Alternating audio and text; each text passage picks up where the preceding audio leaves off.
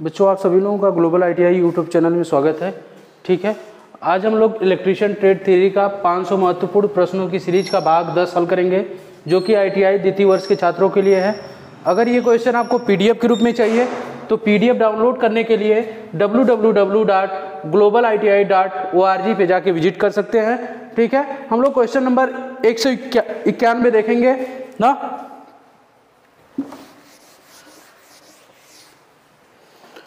कह रहा है गति नियंत्रण की कौन सी विधि केवल 3 कला की स्लिप रिंग इंडक्शन मोटर के लिए आरोपित है। 3 phase slip ring induction motor के लिए पूछ रहा है कौन सी गति नियंत्रण की विधि आरोपित है ना। पहला दिया है कैस्केड संचालन विधि, बी दिया है रोटर रियोस्टेट गति नियंत्रण विधि, और सी दिया है आरोपित आवृत्ति विधि को बदलना, और डी दिया है स्टेटर ध्रुव विधि की संख्या को बदलना। 3 phase slip ring induction motor की गति जो नियंत्रित की जाती है वो रियोस्टेट गति नियंत्रण विधि से की जाती है। चूंकि स्लिप रिंग इंडक्शन मोटर का जितना अधिक प्रतिरोध होगा उतना अधिक उसका क्या होता है, स्टार्टिंग टार्क अधिक होता है। तो जो टार्क होता है स्लिप रिंग इंडक्शन मोटर का वो किसके प्रोपोर्शनल होता है, रोटर के प्रतिरोध के। इसलिए हम क्या करते हैं कि गति नियंत्रण के लिए हम क्या करते हैं, रोटर रियोस्टेट का प्रयोग करते हैं। जितना अधिक रोटर का रेजिस्टेंस रखते हैं उतना अधिक उसका स्टार्टिंग टार्क हमें मिलता है। तो यहाँ पे ऑप्शन नंबर बी हमारा क्या होगा, सही होगा। ठीक है, अगला क्वेश्चन देखेंगे।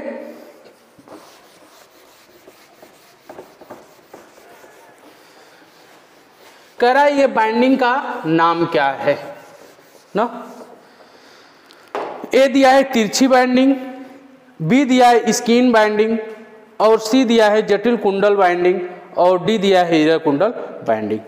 ये स्किन बाइंडिंग है। स्किन बाइंडिंग में होता क्या है, हम कल भी पढ़े थे। स्किन बाइंडिंग में होता क्या है कि हम कॉइल को क्या करते हैं, एक फर्मर पर तैयार करते हैं। कॉइल को क्या करते हैं, एक फर्मर पर हम तैयार करते हैं, और पिच के अकॉर्डिंग क्या करते हैं, किसी एक पोल के लिए हम क्या करते हैं, कॉइल को फिर जो फर्मर पर तैयार कॉइल होती है उसको क्या करते हैं, ले जाके स्लॉट में हम क्या करते हैं, डालते हैं। ठीक है, तो यहाँ पे जो हमारी बाइंडिंग है बी, ये क्या है, स्किन बाइंडिंग है। ठीक है, अगला क्वेश्चन देखेंगे।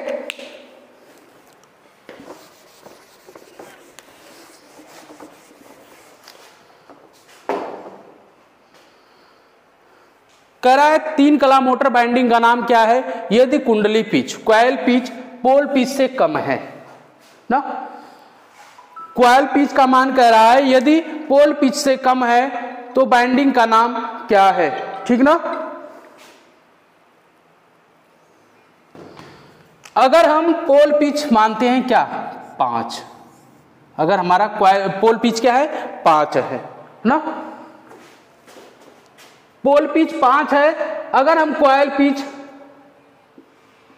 5 लेकर हमारी जो बाइंडिंग करें ना, पोल पिच हमारा 5 है और कॉइल पिच हम 5 लेकर जो बाइंडिंग करेंगे वो बाइंडिंग हमारी क्या होती है, फुल पिच बाइंडिंग होती है ना। वो बाइंडिंग कौन सी हमारी होती है, फुल पिच बाइंडिंग होती है। अगर हमारा पोल पिच 6 है और कॉइल पिच पोल पिच हमारा 5 है, अगर कॉइल पिच हम 6 लेकर बाइंडिंग करेंगे तो ये बाइंडिंग जो होगी वो हमारी होती है लॉन्ग पिच बाइंडिंग होती है। अगर हमारा पोल पिच 5 है और हम कॉइल पिच कितना लेते हैं, 4 लेकर बाइंडिंग करते हैं, तो हमारी ये जो बाइंडिंग होती है शॉर्ट पिच बाइंडिंग होती है। ठीक है, शॉर्ट पिच बाइंडिंग होगी। ठीक है, तो यहाँ पे कह रहा है कुंडली पिच पोल पिच से कम है, तो जो हमारी बाइंडिंग होगी वो क्या होगी, शॉर्ट कॉर्डेड बाइंडिंग होगी या शॉर्ट पिच बाइंडिंग होती है। ऑप्शन नंबर हमारा डी क्या होगा, सही होगा। अगला क्वेश्चन देखेंगे हम।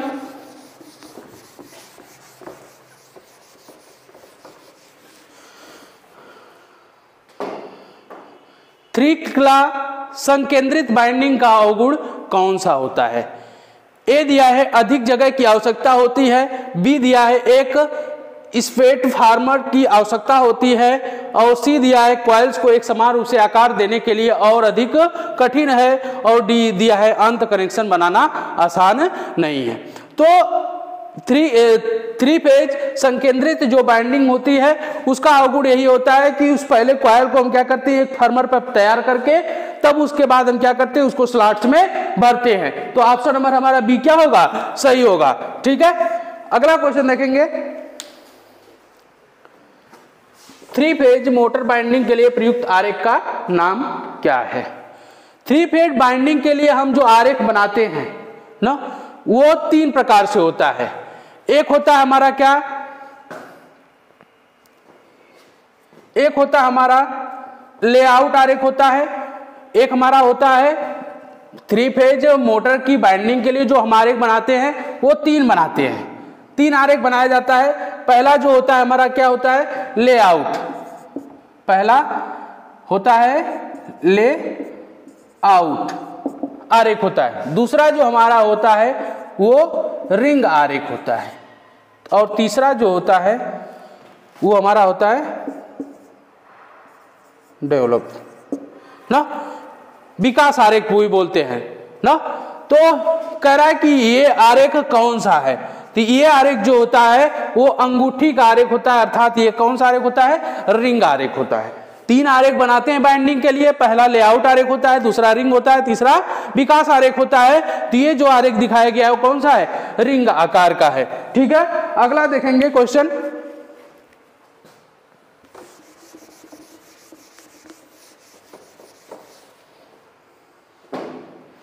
कह रहा है 3 कला 36 स्लॉट 12 कॉइल 4 पोल स्टेटर बाइंडिंग के लिए स्लॉट के संदर्भ में कला विस्थापन की गणना करने।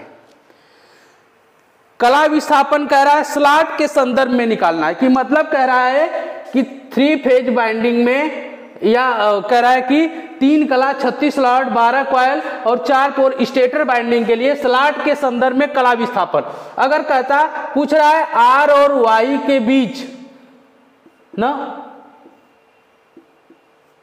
जो कला विस्थापन होगा वो कितने स्लॉट्स पे होगा, मतलब आर कितने स्लॉट बाद वाई इस पर, मतलब आर के बाद हम कितने स्लॉट के बाद क्या करेंगे, वाई को स्थापित करेंगे। अगर डिग्री में देता तो आर वाई बी के बीच हम जानते हैं कला विस्थापन कितना होता है, 120 डिग्री होता है, जानते हैं कि नहीं, कि 120 डिग्री होता है। लेकिन बात कर रहा है कि स्लॉट्स, कितने स्लॉट्स के बाद हम क्या करेंगे, वाई को स्थापित करेंगे। तो हम जानते हैं आर और वाई के बीच कितना कला विस्थापन होता है, 120 डिग्री होता है ना। स्लॉट्स पर डिग्री हम निकाल लेंगे है ना, डिग्री प्रति स्लॉट निकालेंगे, डिग्री प्रति स्लॉट निकालेंगे है ना। तो होगा क्या, टोटल डिग्री इंटू डिग्री प्रति स्लॉट पहले निकालेंगे तब जाके हमें पता चलेगा ना। तो पहले क्या करेंगे, क्या टोटल डिग्री इंटू पोल है ना, इंटू टोटल स्लॉट्स कितने हैं 36 है, तो यहां पे कितना आ जाएगा 9 चौके 36, 4 9 कितना हो जाएगा 36, 9 दूनी 18। डिग्री प्रति स्लॉट कितना आया, 20 आया है ना। और क्या करेंगे, इसमें 20 से हम क्या करेंगे, भाग दे देंगे, तो कितना आएगा 6 आएगा, कितना आएगा 6 आएगा, 6 आएगा 6 स्लॉट ना, कितना आएगा 6 स्लॉट आएगा। तो हम 6 स्लॉट बाद, आर के बाद हम 6 स्लॉट बाद किसको स्थापित करेंगे, वाई को स्थापित करेंगे। यही पूछ रहा था।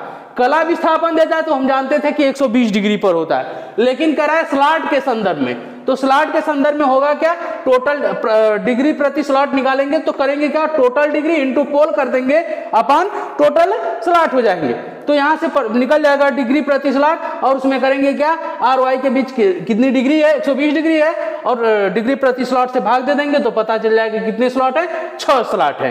तो यहाँ पे ऑप्शन दे रखा है ए 3 स्लॉट, बी दे रखा है 4 स्लॉट, और सी दे रखा है 6 स्लॉट, और डी दे रखा है 8 स्लॉट। तो ऑप्शन क्या होगा, सी हमारा सही होगा। अगला क्वेश्चन देखेंगे।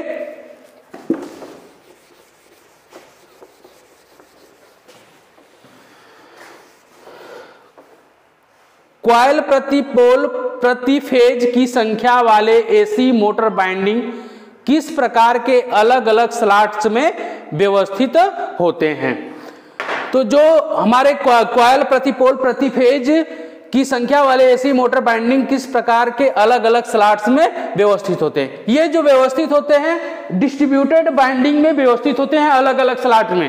तो यहाँ पे ऑप्शन दे रखा है ए टोकरी बाइंडिंग, बी दे रखा है संकेंद्रित बाइंडिंग, और सी दे रखा है वितरित बाइंडिंग, और डी दे रखा है एकाय बाइंडिंग। तो जो वितरित बाइंडिंग होती है वही डिस्ट्रीब्यूटेड बाइंडिंग होती है। तो यहाँ पे ऑप्शन नंबर सी हमारा क्या होगा? सही होगा। अगला क्वेश्चन देखेंगे,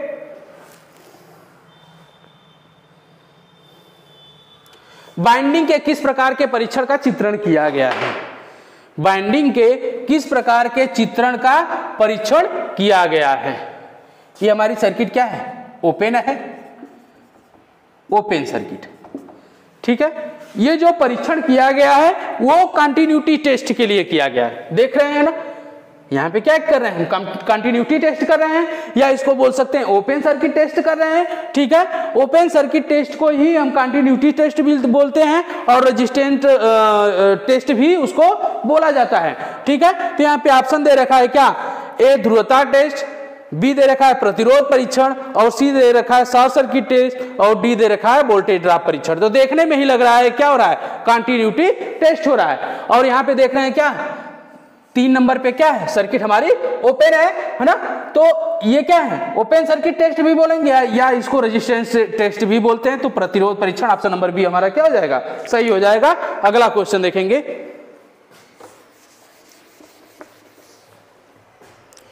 स्टार्टिंग में रोटर सर्किट में बाहरी प्रतिरोध को 3 phase slip ring induction motor starter के माध्यम से क्या शामिल किया गया है ना?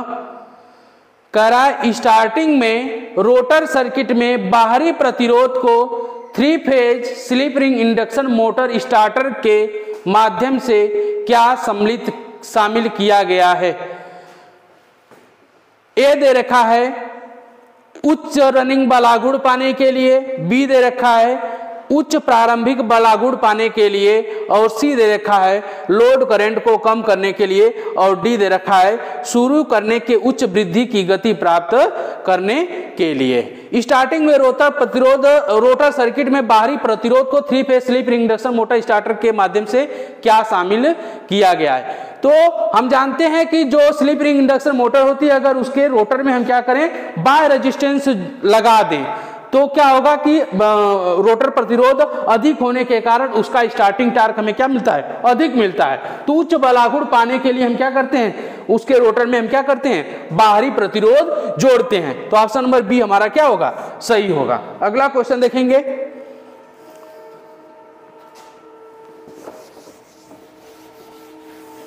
यदि स्लिप रिंग इंडक्शन मोटर में रोटर बाइंडिंग खुले परिपथ में स्टार्टिंग किया जाता है, मोटर का प्रभाव क्या होता है?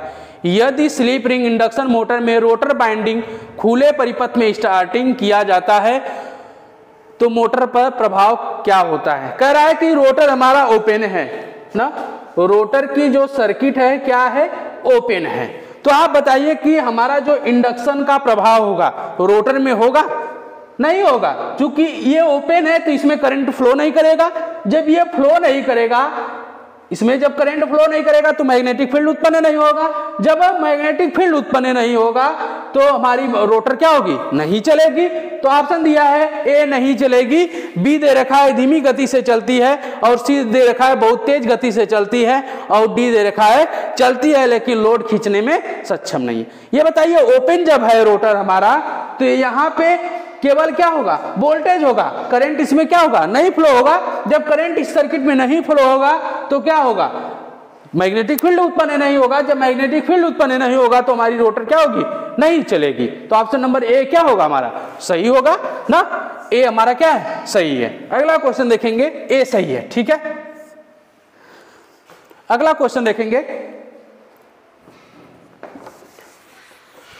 यदि एक क्लच चलने के दौरान विफल हो जाता है तो 3 क्लच प्रेरण मोटर का क्या होता है? कह रहा है कि हमारी मोटर चल रही है लोड पर, है ना। हमारी मोटर एक हमारी 3 फेज इंडक्शन मोटर है जो लोड पर चल रही है। 3 फेज हमने क्या किया? सप्लाई दिया। कौन सी? आर, वाई और बी। कह रहा है कि मोटर हमारी क्या हो रही है? लोड पर चल रही है, लेकिन चलने के दौरान ही क्या कर रहा है, एक कला हमारा क्या रहा है, विफल हो रहा है, मतलब एक फेज हट जा रहा है। तो कह रहा है कि क्या होगा, ए दे रखा है मोटर सामान्य रूप से चलती है, मोटर तो सामान्य गति से नहीं चलेगी। बी दे रखा है मोटर तुरंत बंद करो, है ना। सी दे रखा है मोटर धीरे चलती है आखिरकार जल जाती है। डी दे रखा है मोटर अनियमित गति से चलती है। देखिए होता क्या है कि जब हमने 3 फेज सप्लाई दिया है, अचानक एक फेज जब हट जाता है ना, डिस्कनेक्ट होता है, तो होता क्या है कि इन दोनों फेजों में आर और वाई में क्या होता है, अधिक करंट फ्लो होने लगती है। जब अधिक करंट फ्लो होने लगती है तो होता क्या है कि ये कुछ समय बाद, चलने के कुछ समय बाद अपनी स्पीड भी कम हो जाती है और चलने के कुछ समय बाद ये क्या हो जाती है, जल जाती है ना। तो लिख देंगे, होगा क्या, इसका ऑप्शन होगा सी, मोटर धीरे धीरे चलती है और आखिरकार क्या हो जाता है, जल जाता है। अगर ये फिर से सही नहीं किया गया, अगर लंबे समय तक ये डिस्कनेक्ट रहा एक फेज, तो क्या होता है कि कुछ समय बाद आरओआई में अधिक करंट फ्लो होने लगती है और कुछ समय बाद क्या हो जाता है, मोटर हमारी कार आखिरकार क्या हो जाती है, जल जाती है। ठीक है, अगला क्वेश्चन देखेंगे, ऑप्शन नंबर हमारा सी सही होगा। ठीक है, अगला क्वेश्चन देखेंगे, लोड के साथ चलने के दौरान एक कला कट ऑफ होने पर 3 कला इंडक्शन मोटर पर क्या प्रभाव पड़ता है। सेम चीजें, अगली जो क्वेश्चन में हम लोग था वही क्वेश्चन फिर रिपीट हो गया। 202 नंबर में जो हम लोग पढ़े 201 नंबर, सेम क्वेश्चन रिपीट हुआ है। लोड के साथ चलने के दौरान एक कला कट ऑफ होने पर 3 कला इंडक्शन मोटर पर क्या प्रभाव पड़ता है। तो मोटर धीमी गति से चलेगी लेकिन थोड़ी ही देर में बाइंडिंग क्या हो जाएगा, जल जाएगा। ऑप्शन नंबर हमारा डी क्या होगा, सही होगा। अगला क्वेश्चन देखेंगे, देखिए कह रहा है एकल कलाबद्ध प्रिवेंटर, सिंगल फेज जो प्रिवेंटर होता है, एकल कलाबद्ध प्रिवेंटर के साथ स्टार्टर चालू न होने पर क्या दोष है। जो हम प्रिवेंटर लगाते हैं, सिंगल फेज प्रिवेंटर स्टार्टर में हम लगाते हैं, उसका काम होता है कि किसी एक फेज का जब कभी सप्लाई से मतलब मोटर से डिस्कनेक्ट हो, कोई एक फेज क्या हो, मोटर से डिस्कनेक्ट हो जाए, अलग हो जाए, है ना, तो उस समय क्या करता है, ये मोटर को स्टार्ट नहीं होने देता है। ये क्या करता है, सिंगल फेज जो प्रिवेंटर हम लगाते हैं वो स्टार्टर को चालू नहीं होने देता है। इसका काम यह है कि जब कभी अगर एक फेज सप्लाई हमारी डिस्कनेक्ट हो तो मोटर हमारी क्या होती है, चालू नहीं होती है। तो कह रहा है नहीं चालू हो रही है तो दोष क्या है, इसका काम ही है प्रोटेक्शन का। इसका काम क्या है, प्रोटेक्शन का है। क्या करता है, मोटर को सुरक्षित रखता है। अगर मोटर हमारी चलेगी तो कुछ समय बाद क्या हो जाएगी, बाइंडिंग हीट होगी और क्या होगी, जल जाएगी। ठीक है, तो प्रोटेक्शन के लिए हम इसको क्या करते हैं, प्रिवेंटर को स्टार्टर के साथ लगाते हैं। तो कह रहा है चालू नहीं होने पर क्या दोष है, अनुचित कलाक्रम है। अगर जानते हैं कि हम जो फेज क्रम अगर आर के जगह बी जोड़ दिए ना, तो क्या होगा कि अनुचित कलाक्रम रहेगा तो मोटर क्या होगी, उल्टी चलेगी ना। लाइन वोल्टेज में उतार चढ़ाव होगा तो क्या बोलते हैं, नो वोल्टेज हमारी जो कॉइल होती है एनबीसी होती है वो क्या होगा, होल्डिंग कॉइल को छोड़ देती है ना, और हमारी मोटर क्या हो जाती है, रुक जाती है। आपूर्ति लाइन में ढीला संयोजन, ठीक है, और डी दिया है मोटर पर गलत टर्मिनल संयोजन। इनमें से कोई भी ऑप्शन सही नहीं होगा, इनमें से कोई भी ऑप्शन सही नहीं होगा। ये क्या कर रहा है, जो हमारा एकलबद्ध प्रिवेंटर है, अगर इसको स्टार्टर के साथ हम लगाते हैं तो इसका काम है प्रोटेक्शन का। चालू नहीं होता है तो कह रहा है क्या दोष है, स्टार्टर चालू नहीं होने पर क्या दोष है। तो इसका काम ही है कि ये मोटर को क्या करेगा, सुरक्षित रखने का काम करता है, इसीलिए इसको प्रयोग ही किया जाता है। तो इनमें से हमें कोई भी ऑप्शन दिख नहीं रहा है। ठीक है, अगला क्वेश्चन हम देखेंगे,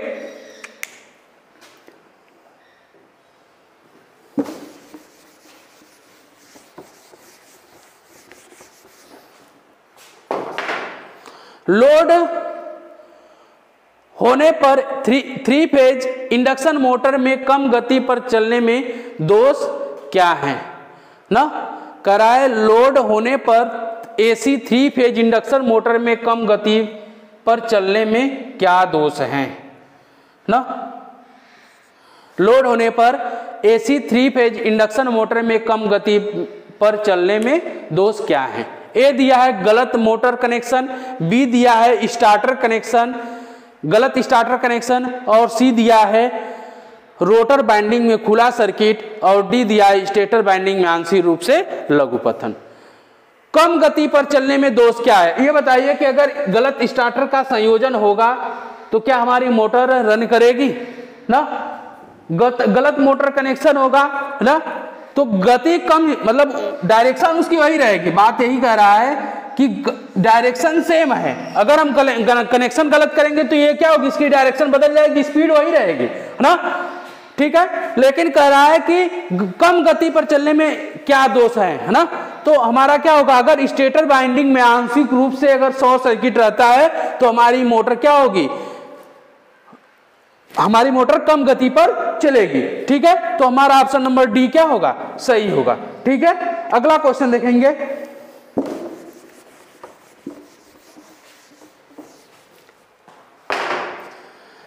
कौन सी दोष स्थिति में थर्मल अधिभार रिले एसी प्रेरण मोटर की रक्षा करता है? ओवरलोड रिले, बात आ रही है क्या? ओवरलोड प्रोटेक्शन की बात आ रही है। तो जब हमारे मोटर पर ओवरलोड होगा ना, मतलब भार जो होगा अतिरिक्त होगा, तो उस कंडीशन में क्या होगी, ओवर करंट होगी, मोटर में क्या होगी, ओवर करंट फ्लो होगी, और हमारी रिले क्या होगी, ब्रेक करेगी सर्किट को ना। सर्किट को क्या करेगी, उस कंडीशन में जब हमारी सर्किट में ओवर करंट फ्लो होगी तो उस कंडीशन में क्या करेगी, ये क्या करती है, सर्किट को ब्रेक करने का काम करती है। तो ऑप्शन नंबर हमारा सी क्या होगा, ओवरलोड रिले काम क्या होगा कि ओवरलोड की कंडीशन में क्या होगी, सर्किट में ओवर करंट फ्लो होगी। जब ओवर करंट फ्लो होगी तो ये क्या करेगा, सर्किट को ब्रेक करेगा, किससे, मोटर से, है ना। तो हमारी ऑप्शन नंबर क्या होगा, हमारा ऑप्शन नंबर हमारा सी क्या होगा, सही होगा। ठीक है, अगला क्वेश्चन देखेंगे।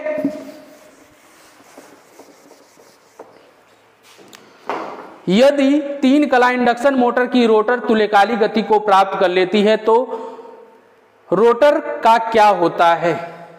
देखिए, सबसे पहले हम जानेंगे कि जो हमारी इंडक्शन मोटर होती है, इंडक्शन मोटर में जो रोटर चलती है वो तुल्यकालिक गति से क्या होती है, कम गति पर चलती है। हमारी इंडक्शन मोटर की जो रोटर होती है वो तुल्यकालिक गति से क्या होती है, कम गति पर चलती है। लेकिन कह रहा है कि अगर ये स्टार्टिंग के समय ही इंडक्शन मोटर की रोटर तुल्यकालिक गति को प्राप्त कर लेगी तो मैग्नेटिक कॉगिंग होगी और हमारी मोटर क्या होगी, स्टार्ट नहीं होगी। लेकिन अगर स्टार्ट है, कह रहा है कि यदि 3 कला इंडक्शन मोटर की रोटर तुल्यकालिक गति को प्राप्त कर लेता है तो रोटर का क्या होता है। लेकिन अगर मोटर हमारी, ये रोटर हमारी क्या हो गई, स्टार्ट हो गई है, और स्टार्ट के दौरान स्टार्ट होने पर अगर शुरू में ये तुल्यकालिक गति को प्राप्त कर लेता है तो हमारी मैग्नेटिक कॉगिंग की प्रक्रिया होने के बाद ये क्या होगा, रोटर चालू नहीं होगा। लेकिन अगर स्टार्ट होने के बाद अगर ये रोटर तुल्यकालिक गति को प्राप्त कर लेता है तो उस कंडीशन में क्या होगा कि इसका मैग्नेटिक फील्ड क्या हो जाएगा, बहुत ही मजबूत होगा। इसका मैग्नेटिक फील्ड क्या हो जाएगा, रोटर का बहुत ही मजबूत होगा, और इसमें क्या होगी, अधिक धारा प्रवाहित होगी। जब अधिक धारा प्रवाहित होगी किसमें, रोटर में, तो रोटर बार क्या हो जाएगा, क्षतिग्रस्त हो जाएगा, है ना। तो रोटर बार क्या हो जाएगा, क्षतिग्रस्त हो जाएगा। तो ऑप्शन देख लेंगे, ए क्या दिया है, रोटर की गति कम हो जाती है, बी दिया है रोटर की गति बढ़ जाती है, और सी दिया है रोटर की गति समान रहती है, और डी दिया है रोटर बार क्षतिग्रस्त हो जाते हैं। तो रोटर बार क्या होगा, क्षतिग्रस्त हो जाएगा। ऑप्शन नंबर हमारा क्या होगा, डी सही होगा। अगला क्वेश्चन देखेंगे।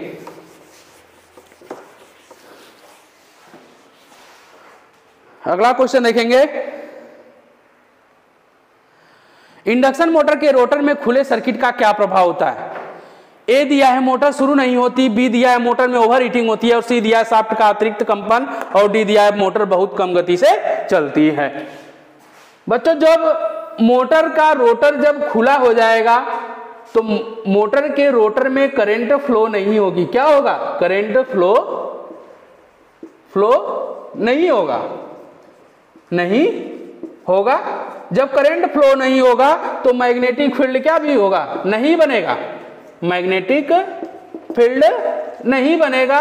जब मैग्नेटिक फील्ड नहीं बनेगा तो ये चलेगी भी नहीं बनेगा। जब ये नहीं बनेगा तो हमारी मोटर क्या होगी, रन नहीं होगी, तो मोटर शुरू नहीं होती है। तो ऑप्शन नंबर ए हमारा क्या होगा, सही होगा। अगला क्वेश्चन देखेंगे, अगला क्वेश्चन देखेंगे, मोटर के कुछ समय चलने के बाद फ्यूज के लगातार उड़ने का क्या कारण है। ए दिया है अनुचित अर्थिंग, बी दिया है मोटर की ओवरलोडिंग, और सी दिया है भारी वोल्टेज उतार चढ़ाव, और डी दिया है बाइंडिंग में खराब इंसुलेशन। कह रहा है मोटर के कुछ समय चलने के बाद, मतलब मोटर कुछ समय चलने के बाद क्या हो जा रही है, फ्यूज लगातार उड़ रहा है। तो उस कंडीशन में होगा क्या कि हमारे बाइंडिंग में क्या हो गया है, बाइंडिंग का इंसुलेशन कम हो गया है, मतलब इंसुलेशन क्या हो गया है, खराब हो गया है। खराब होने का मतलब है कि इस स्टेटर या रोटर बाइंडिंग में क्या हो गया है कि नमी प्रवेश कर गई है। जब नमी प्रवेश कर जाती है तो उस कंडीशन में क्या होगा, उसका जो रेजिस्टेंस हो जाता है 1 मेगा ओम से क्या हो जाता है, कम हो जाता है। जब 1 मेगा ओम से उसका रेजिस्टेंस कम हो जाता है तो क्या होता है, उस कंडीशन में फ्यूज लगातार क्या हो जाता है, उड़ जाता है। तो हम कह सकते हैं इसको सही करने के लिए हम करते क्या है, इसको हीट देकर हम क्या करते हैं, इसकी नमी को, बाइंडिंग की नमी को हम सुखा देते हैं, फिर मोटर को हम चलाते हैं। तो डी ऑप्शन क्या होगा, बाइंडिंग में खराब इंसुलेशन के क्या होता है कारण फ्यूज लगातार उड़ने लगता है। ठीक है, अगला क्वेश्चन देखेंगे, इसको चेक करेंगे। अगर 1 मेगा ओम से ये रेजिस्टेंस क्या होगा, 1 मेगा ओम से अगर इसका रेजिस्टेंस क्या हो जाएगा, कम हो जाएगा, तो हम समझ जाएंगे कि ये मतलब इसका इंसुलेशन क्या हो गया, खराब हो गया। उसको हीटिंग देके उसको क्या करेंगे, सुखा देंगे। अगला क्वेश्चन देखेंगे,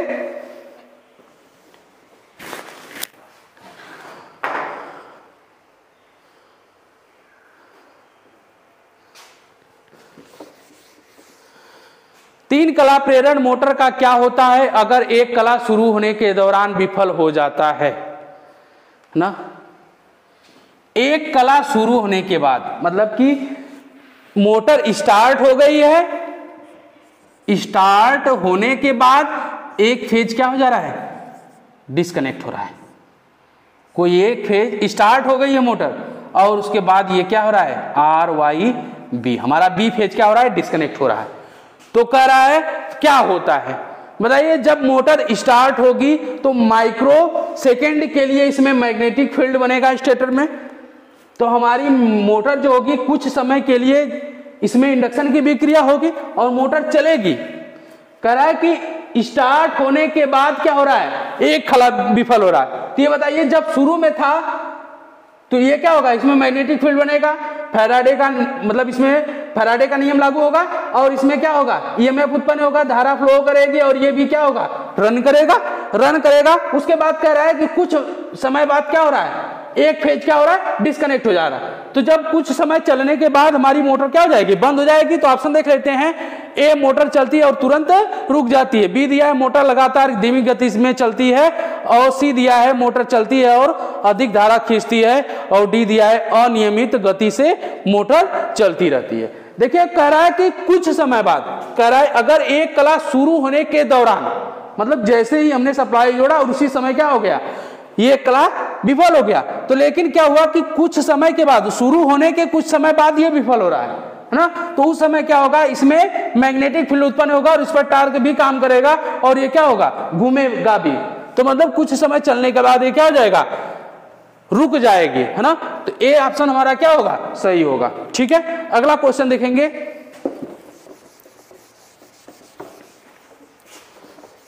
थ्री फेज मोटर स्टार्टर का सिंगल फेज प्रिवेंटर के साथ बार बार ट्रिप का कारण कौन सा है ना। कह रहा है कि थ्री फेज मोटर स्टार्टर का सिंगल फेज प्रिवेंटर के साथ बार बार ट्रिप होने का कारण क्या है। ए दिया है गलत फ्यूज रेटिंग, बी दिया है असंतुलित लाइन वोल्टेज, और सी दिया है OLR की गलत सेटिंग, और डी दिया है अनुचित कलाक्रम, ठीक है। तो यहां पर कह रहा है कि सिंगल फेज प्रिवेंटर के साथ बार बार ट्रिप होने का कारण कौन सा है ना। तो यहां पे देखिए, अगर हम फ्यूज की रेटिंग भी गलत कर देंगे तब भी क्या होगा, फ्यूज रेटिंग भी सही नहीं लगाएंगे और तब की क्या होगा, ये हमारा फेज प्रिवेंटर क्या करेगा, सप्लाई को ब्रेक करेगा, है ना। और असंतुलित लाइन वोल्टेज दिया है तो इससे कोई मतलब नहीं है, OLR की गलत सेटिंग, है ना। ऑप्शन नंबर हमारा सी क्या हो जाएगा, सही हो जाएगा, ठीक है। ऑप्शन नंबर हमारा सी क्या होगा, सही होगा, OLR की गलत सेटिंग, ठीक है।